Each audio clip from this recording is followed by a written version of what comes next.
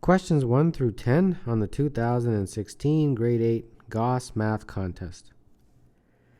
The value of 444 minus 44 minus 4 is, well, these two, 400, and then subtract another 4 and you get 396. So number 1, the answer is A. Which of the following is equal to 4 over 5? Well, 4 over 5 in your calculator or in your mind is 0.8. And that's all they're looking for. So number 2, the answer is B.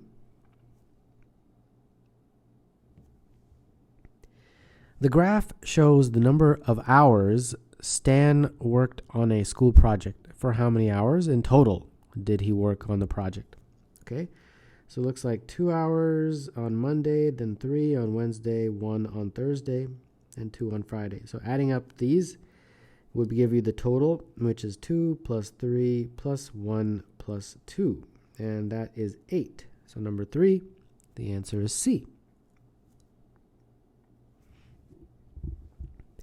3/10 plus 4/1000 is equal to, well, 3/10 would be 0.3. 4/1000th, however you pronounce it, is 0.004. And I guess we have to add them because they're saying plus. So that would be 0.304. So number 4, the answer is C. A cube is created by folding the figure shown. Which face is opposite the face with 1 on it? All right. If you are brand new to these types of questions, I encourage you to cut out a piece of paper, draw this, and make it into a cube. It will make a lot more sense. Basically, what I will do is treat that as sort of the top.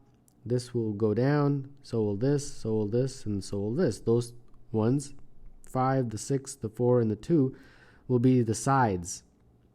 So this is the top, and these are the sides. So there's only one number left, and that must be the bottom, right? And therefore, the bottom is opposite the top.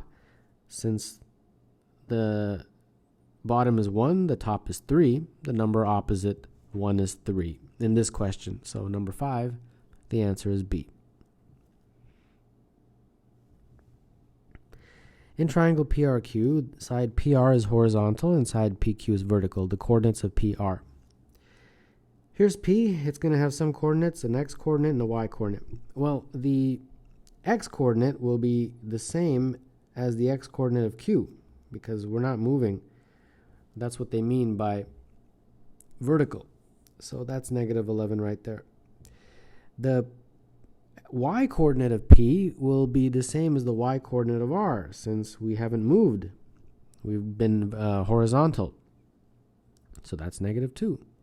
And therefore, the coordinates of P are negative 11, negative 2, and that is choice D.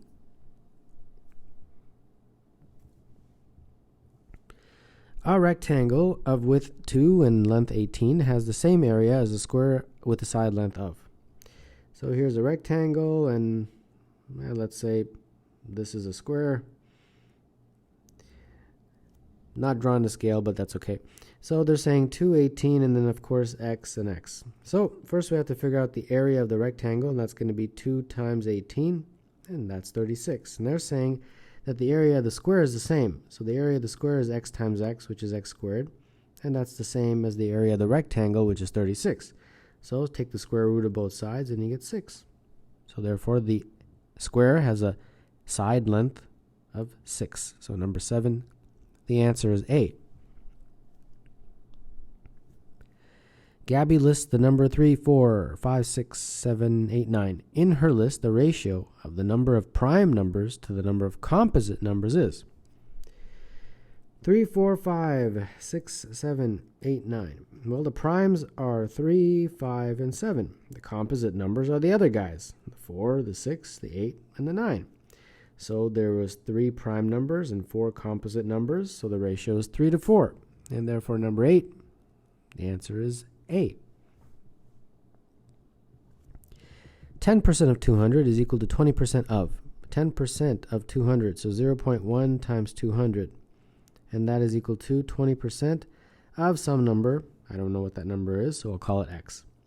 0.1 times 200 is 20, and that's equal to 0.2x. Divide through by 0.2 or multiply through by 5, and you'll get 100 is equal to x. And there you go. Number 9, the answer is 100, which is choice C. Circumference of a circle is 100 pi. What is the radius? Circumference of a circle is given by the formula pi d, where d is the diameter. Diameter is equal to 2 times the radius. So this is the formula we're going to use. They're saying that circumference is 100 pi. That's equal to pi times 2r. The pi's cancel, and you're left with 100 is equal to 2r. Divide through by 2, and you get r is equal to 50. So number 10, the answer is C.